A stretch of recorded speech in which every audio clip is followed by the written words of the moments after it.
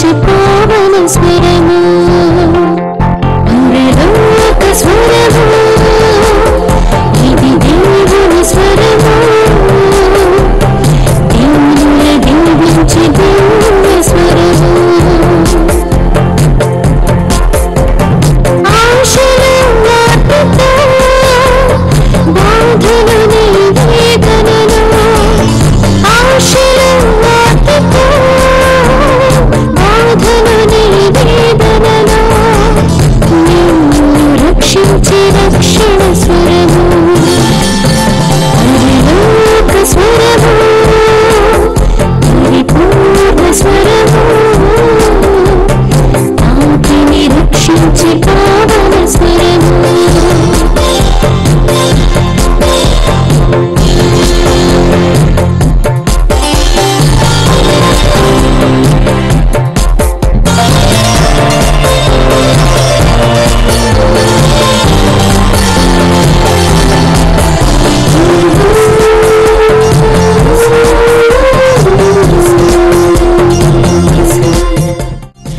శ్రమలు, సమస్యలు, అప్పులు, అనారోగ్యం మిమ్మల్ని బాధిస్తూ వేధిస్తూ ఉన్నాయా?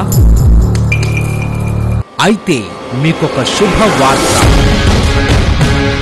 New life prayer power church నిర్వహించు పరిశుద్ధాత్మ పండుగలు.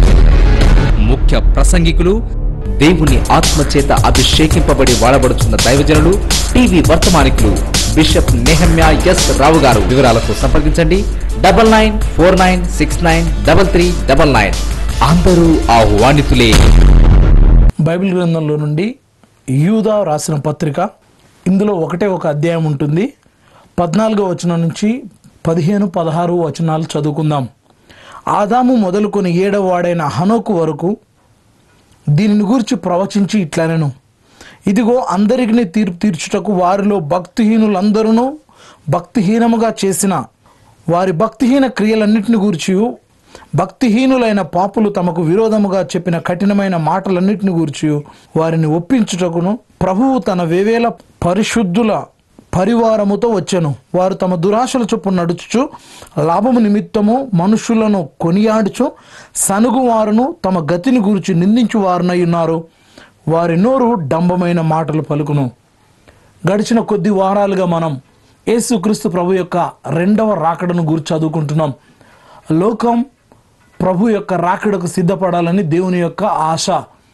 దేవుని పిల్లమైన మనం ప్రభు రాకడ కొరకు ఎదురు చూసే మనం బహు జాగ్రత్త కలిగి మారు మనసు పొంది ప్రభు రాకడ కొరకు కనిపెట్టుకొని ఉండాలని ప్రభు సంఘాన్ని హెచ్చరిస్తూ ఉన్నారు. బైబిల్ గ్రంథంలో మనం చూసినట్లయితే యేసుక్రీస్తు ప్రభు తన 2వ రాకడను గురించి మత్తయి సువార్త 24వ అధ్యాయం అంతా తన 2వ రాకడ గురించి ప్రభు చెప్పిన మాటలను చదువుతాం.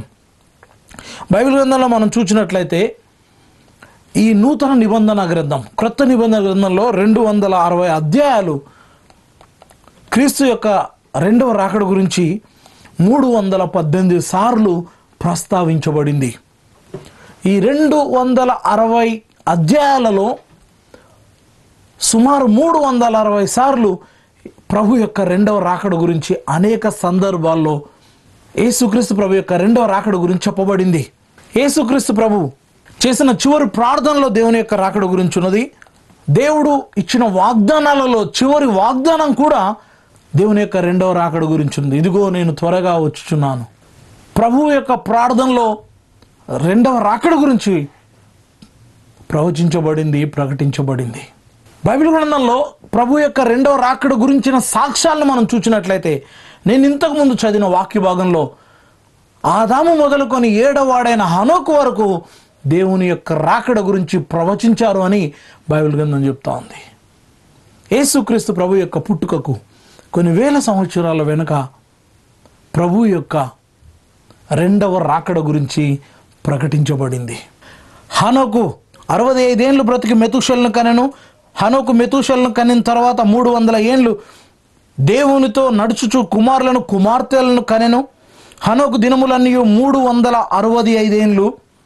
హనోకు దేవునితో నడిచిన తర్వాత దేవుడు అతన్ని తీసుకుని పోయాను గనుక అతడు లేకపోయాను. ఇక్కడ హనోకు గురించి రాసిపెట్టబడిన లేఖన భాగాలను చూస్తున్నాం. యూదా గ్రంథంలో హనోకు గురించి రాసిపెట్టబడిన చూస్తున్నాం. ఇక్కడ హనోకు దేవునితో నడిచెను అని బైబిల్ చెప్తా ఉంది. కానీ యూదాలో హనోకు దేవుని యొక్క రాకడను ప్రకటించిండు అని బైబిల్ గ్రంథం చెప్తా ఉంది. ఆదాం మొదలుకొని 7వ వాడైన హనోకు దేవుని యొక్క 2వ రాకడను ప్రకటించెను అనే సాక్ష్యాన్ని మనం వింటున్నాం. మరణం చూడకుండా ప్రభుతో కొనిపోబడిన హనోకు దేవుని యొక్క 2వ రాకడను గురించి ప్రకటించిండు. దేవుని పిల్లమైన మీరు నేను గమనించాల్సింది ఏంటంటే, సాక్ష్యాలను చూస్తున్నాం మనం. దేవునితో నడిచిన హనోకు సాక్ష్యం ఇస్తున్నాడు క్రీస్తు యొక్క 2వ రాకడ గురించి. ఆ విధంగానే క్రొత్త నిబంధనలో అపోస్తుల సాక్ష్యం చూస్తాం మనం. 1 తెస్సలోనికైలకు రాసిన పత్రిక 4వ అధ్యాయం 16వ వచనంలో అపోస్తుల పౌలు ఈ విధంగా చెప్తా ఉన్నాడు. ఆర్భాటముతోనూ ప్రధాన దూత శబ్దముతోనూ దేవుని బూరతోనూ పరలోకము నుండి ప్రభువు దిగి వచ్చును అని సాక్ష్యం ఇస్తా ఉన్నాడు. యేసుక్రీస్తు ప్రభు ఆర్భాటముతోటి ప్రధాన దూత శబ్దముతోటి దేవుని యొక్క బూరతోటి పరలోకములోంచి దిగి వస్తాడు అని అపోస్తులైన పౌలు సాక్ష్యం ఇస్తా ఉన్నారు యేసుక్రీస్తు ప్రభు యొక్క 2వ రాకడ గురించి. అపోస్తులైన యోహాను సాక్ష్యం ఇస్తున్నాడు. ప్రకటన గ్రంథం 1వ అధ్యాయం 7వ వచనంలో ఇదిగో ఆయన మేఘారూఢుడై వచ్చుచున్నాడు అని. యేసుక్రీస్తు ప్రభు మేఘాల మీద వస్తున్నాడని యేసుక్రీస్తు యొక్క అత్యంత ప్రియమైన శిష్యుడు, ప్రభు రొమ్మున ఆనుకున్న శిష్యుడు, ప్రభు యొక్క ప్రధానమైన శిష్యుల్లో ప్రాముఖ్యమైన వాడు, అత్యంత సన్నిహితుడైన యోహాను పద్మాసు ద్వీపంలో ఆత్మవశుడై ఉన్నప్పుడు రాస్తున్న ఈ ప్రకటన గ్రంథంలో ఇదిగో ఆయన మేఘారూఢుడై వచ్చుచున్నాడు, ప్రతి నేత్రమును ఆయనను చూచును, ఆయనను పొడిచిన వారు చూచెదరు, భూజనులందరూ ఆయనను చూచి రొమ్ము కొట్టుకుందరు, అవును ఆమెనని ప్రభు యొక్క 2వ రాకడ గురించి సాక్ష్యం ఇస్తా ఉన్నాడు. ఈ విధంగా మనం సాక్ష్యాలను చూచుకుంటూ పోతే దేవుని యొక్క దూతలు కూడా ప్రభు యొక్క 2వ రాకడ గురించి సాక్ష్యం ఇస్తున్నారు. అపోస్తుల కార్యములు 1వ అధ్యాయం 11వ వచనం, గలిలయ మనుషులారా మీరెందుకు నిలిచి ఆకాశం వైపు చూచున్నారు? మీ యొద్ద నుండి పరలోకమునకు చేర్చుకొనబడిన ఈ యేసే ఏ రీతిగా పరలోకమునకు వెళ్ళుట మీరు చూచితురో ఆ రీతిగానే ఆయన తిరిగి వచ్చునని వారితో చెప్పారు. ఇక్కడ దేవుని యొక్క దూతలు సాక్ష్యం ఇస్తున్నారు. యేసుక్రీస్తు ప్రభు సమాధి చేయబడి ఆయన సమాధిలో నుంచి 3వ రోజున తిరిగి లేచిన తర్వాత 40 రోజులు అందరికి కనపడి అందరూ చూస్తుండగా ఆయన ఒలీవల కొండ నుండి ఆరోహణమైతా ఉన్నాడు. అక్కడున్న శిష్యులు, గలిలయ మనుషులందరూ యేసు ప్రభు ఆరోహణమయ్యేటప్పుడు కళ్ళెత్తి పైకి చూస్తా ఉన్నారు. దేవుని యొక్క దూతలు వాళ్ళకు కనపడి, ఓ గలిలయ మనుషులారా మీరెందుకు నిలిచి ఆకాశం వైపు చూస్తున్నారు? ఈ యేసు ఏ రీతిగా ఎత్తబోట చూస్తున్నారో ఆ రీతిగానే తిరిగి వస్తాడు అని దేవుని యొక్క దూతలు సాక్ష్యం చెప్తా ఉన్నారు. అపోస్తుల పౌలు సాక్ష్యం చూసాము, హనోకు సాక్ష్యం చూసినాము, పాత నిబంధనలో దేవుని యొక్క దూతల సాక్ష్యం చూసినాము, యేసు రొమ్మున ఆనుకున్న యోహాను సాక్ష్యం చూసినాం. ఇట్లా అనేక సాక్ష్యాలు క్రీస్తు 2వ రాకడ గురించి ఉన్నాయి. సంఘము సిద్ధపడాలి. దేవుని బిడ్డలైన మీరు నేను సిద్ధపడాలి. యేసుక్రీస్తు ప్రభు తానే స్వయాన చెప్పిన మాటల్ని ఇప్పుడు మనం ధ్యానించుకుందాం. మత్తయి సువార్త 24వ అధ్యాయం 5వ వచనం, అనేకులు నా పేరిట వచ్చి నేనే క్రీస్తునని చెప్పి పలువురిని మోసపరిచెదరు. ప్రియ దేవుని బిడ్డలారా గుర్తుపెట్టుకోండి, సేవకులమైన మనం దేవుని యొక్క రాకడ కొరకు ఎదురు చూస్తే ప్రతి ఒక్కరు గుర్తించాల్సింది ఏంటంటే, అంత్య దినాల్లో అనేక మంది వచ్చి నేనే క్రీస్తునని చెప్పి పలువురిని మోసపుచ్చుతారు అని. నిజంగా ఈ రోజులు చూస్తే అట్లాగే ఉన్నాయి. ఎక్కడెక్కడో మనుషులు దేవుని స్థానాన్ని పొందుకోవాలని చూస్తూ ఉన్నారు. దేవుని యొక్క శక్తి మా యొక్క సొంతమైంది, మేము దేవుని యొక్క ప్రతిరూపాలమని ప్రజలను మభ్యపెట్టి మోసపరిచేవారి దినాలలో మనమున్నాం.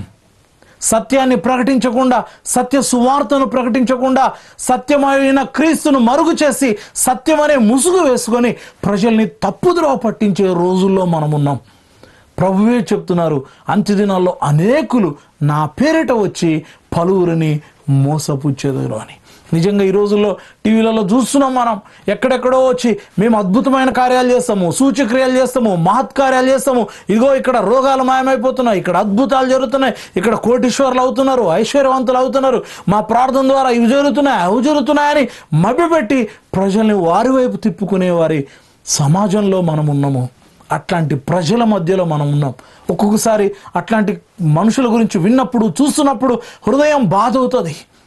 ప్రభుకు రావాల్సిన మహిమను దొంగిలించే మనుషుల మధ్యలో మనం సంచరిస్తున్నాం.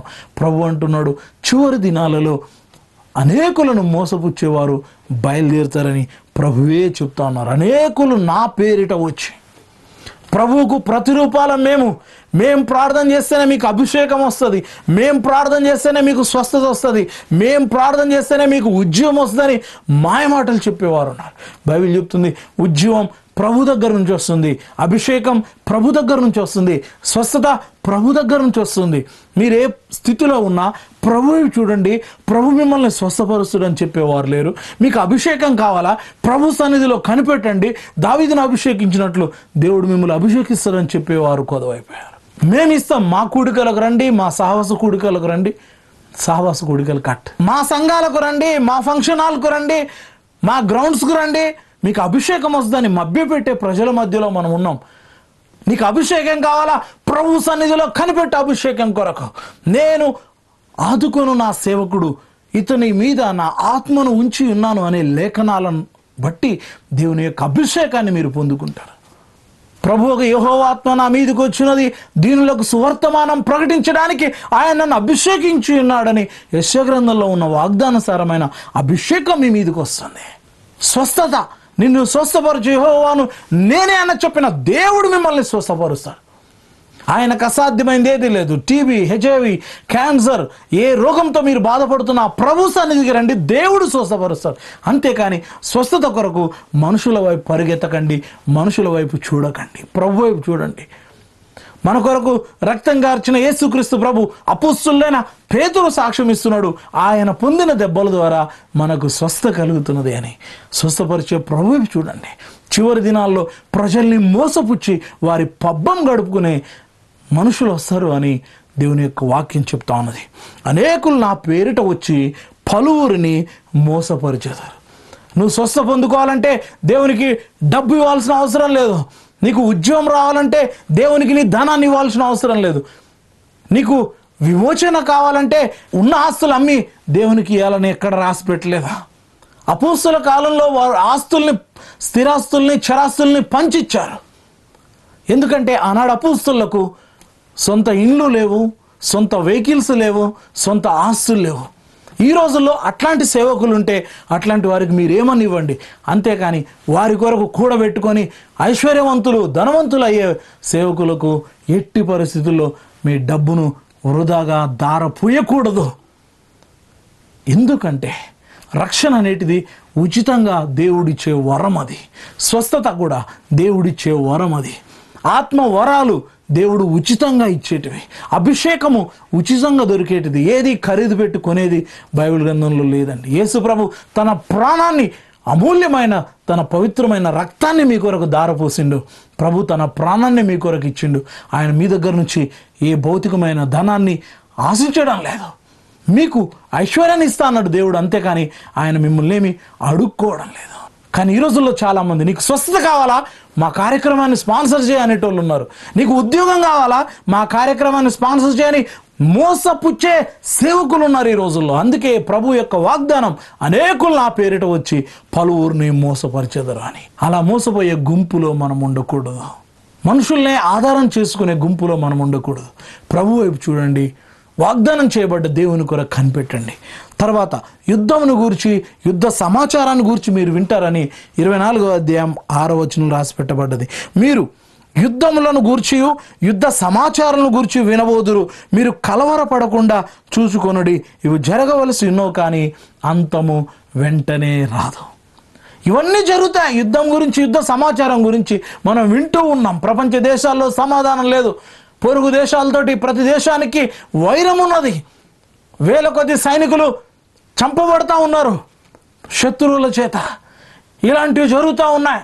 కానీ మీరు కలవరపడకూడదని బైబిల్ చెప్తా ఉంది. అందుకే ప్రతి ఒక్కరు సిద్ధపడాలి. ప్రతి ఒక్కరి జీవితంలో ఉన్న పాపాన్ని విడిచిపెట్టాలి. శాపగ్రస్తమైన పాప జీవితాన్ని విడిచిపెట్టి పరిశుద్ధపరచబడాలి. మన దేవుడు యేసుక్రీస్తు ప్రభువు పరిశుద్ధుడు కాబట్టి నీవు నేను ఆయన పోలికలోనికి మార్చబడాలా. సంపూర్ణులుగా చేయబడి పవిత్రపరచబడ్డ హృదయంతో ప్రభు యొక్క రాకడ కొరకు కనిపెట్టాలి.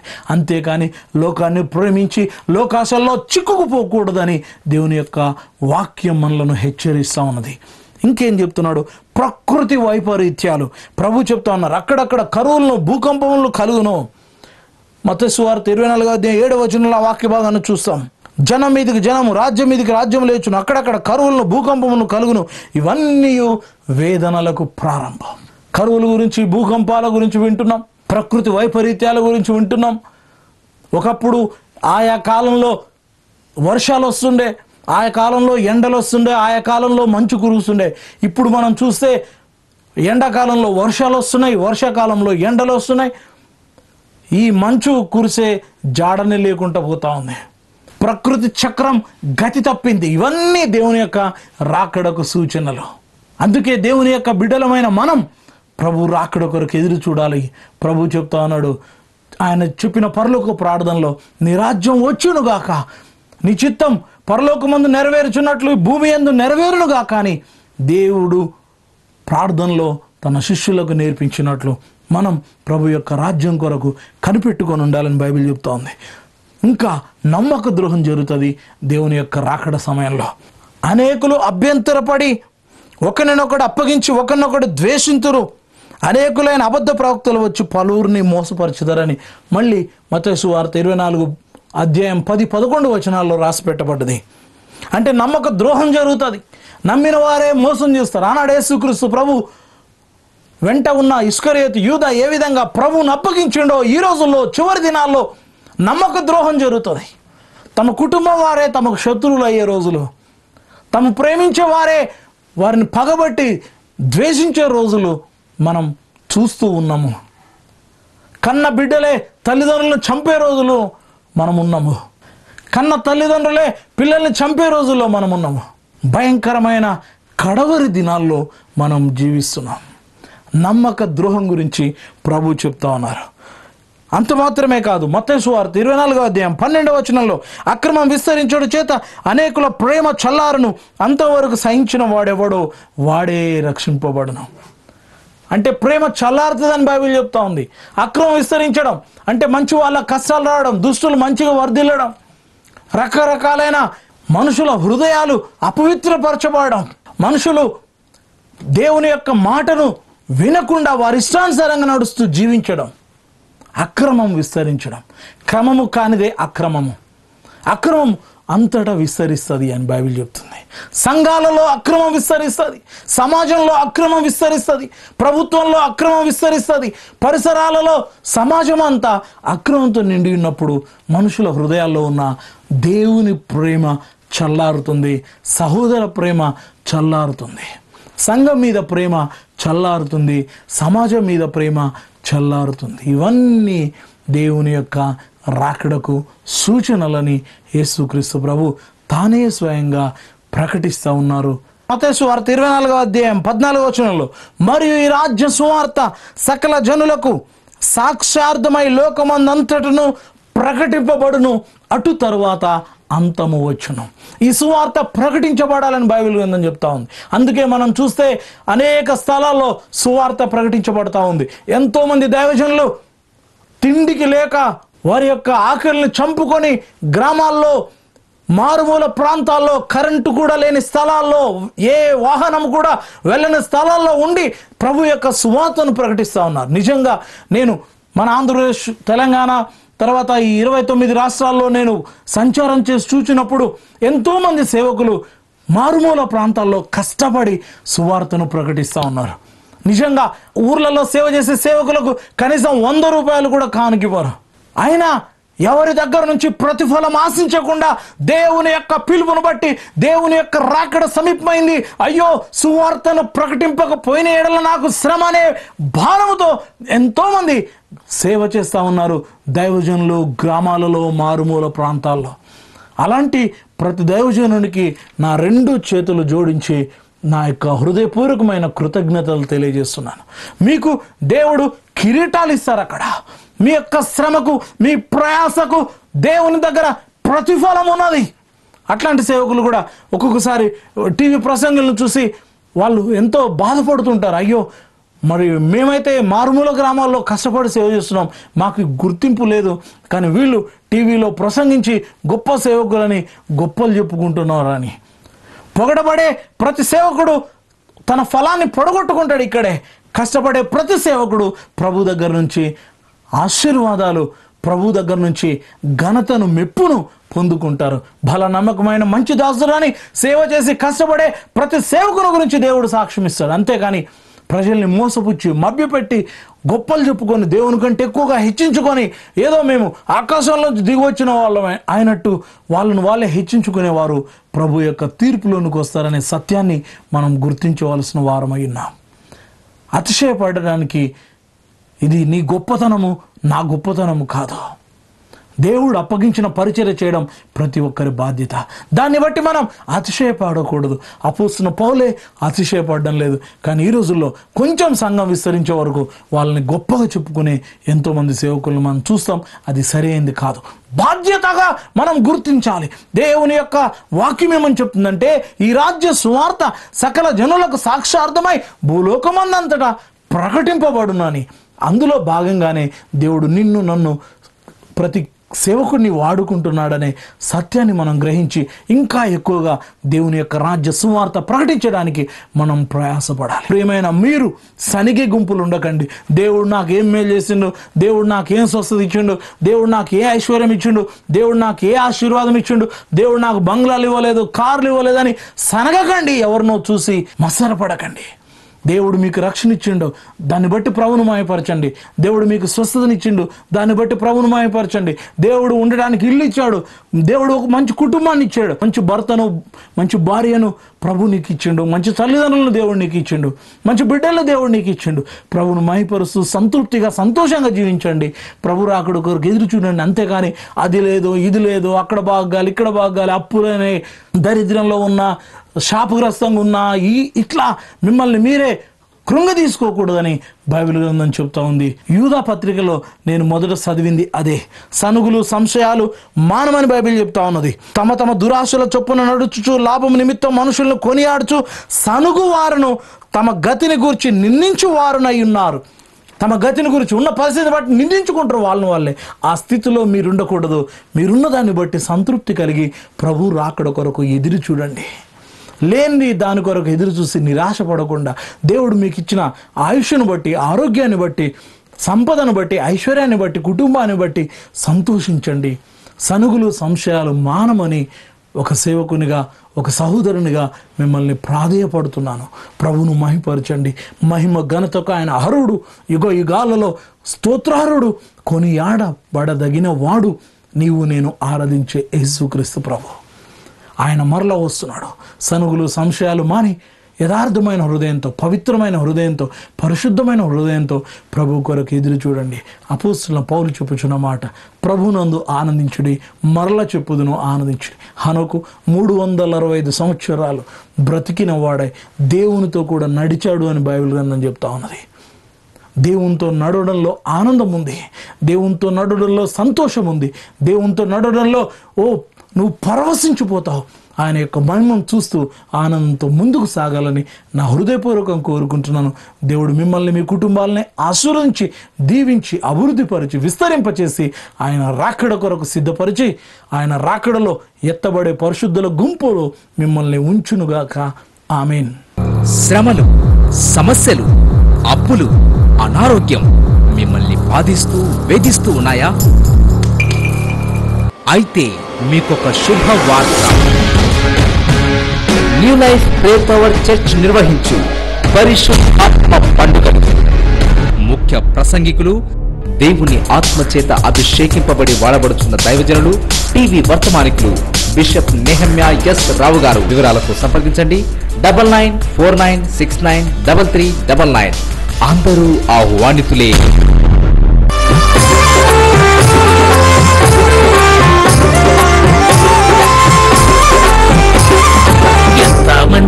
వాడవయ్య ఎంత మంచి వాడవయ్య ఎంత మంచి వాడవయ్య యేసు స్వామి ఎన్నో అద్భుతాలు చేశాడయ్య మమ్ము చేరి ఎంత మంచి వాడవయ్య ఎంత మంచి వాడవయ్య ఎంత మంచి వాడవయ్య యేసు స్వామి ఎన్నో అద్భుతాలు చేశాడయ్య మమ్ము చేరి పుట్టంగానే పువ్వులే వెన్నెల వర్షం తెచ్చాడే చిన్నారి నవ్వులతోనే కన్నుల పండుగ ఇచ్చాడే పుట్టంగానే పువ్వులే వెన్నెల వర్షం తెచ్చాడే చిన్నారి నవ్వులతోనే కన్నుల పండుగ ఇచ్చాడే గుడి గుడి అడుగుల తడబడు తలుపుల తండ్రికి ప్రార్థన చేశాడే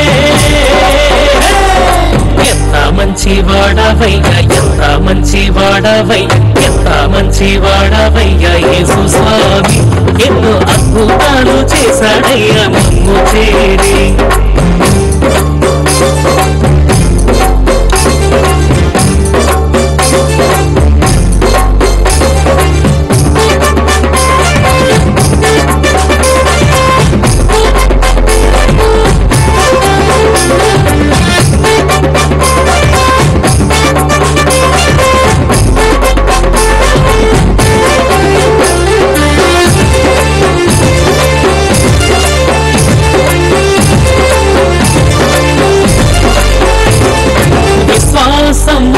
అగ్ని సాధ్యం అన్నాడే విజ్ఞానం అడిగి చూస్తే ఇస్తానన్నాడే విశ్వాసం ఉంటే అన్ని సాధ్యం అన్నాడే అయ్యా విజ్ఞానం అడిగి చూస్తే ఇస్తానన్నాడే చక్కని చేతులు నీటిలో గుచ్చి ద్రాక్షారసమే చేశాడే చక్కెర మాటలు ఎన్నో చెప్పి చిత్రాలెన్నో చూపాడే చక్కని చేతులు నీటిలో గుచ్చి ద్రాక్షారసమే చేశాడే చక్కెర మాటలు ఎన్నో చెప్పి చిత్రాలెన్నో చూపాడే చెంగును పుట్టిన చాలయ్యో గుండిని తాకిన మేలయ్యో ఎంత మంచి వాడవయ్య యేసు స్వామి ఎన్నో అద్భుతాలు చేశాడయ్య మమ్ము చేరి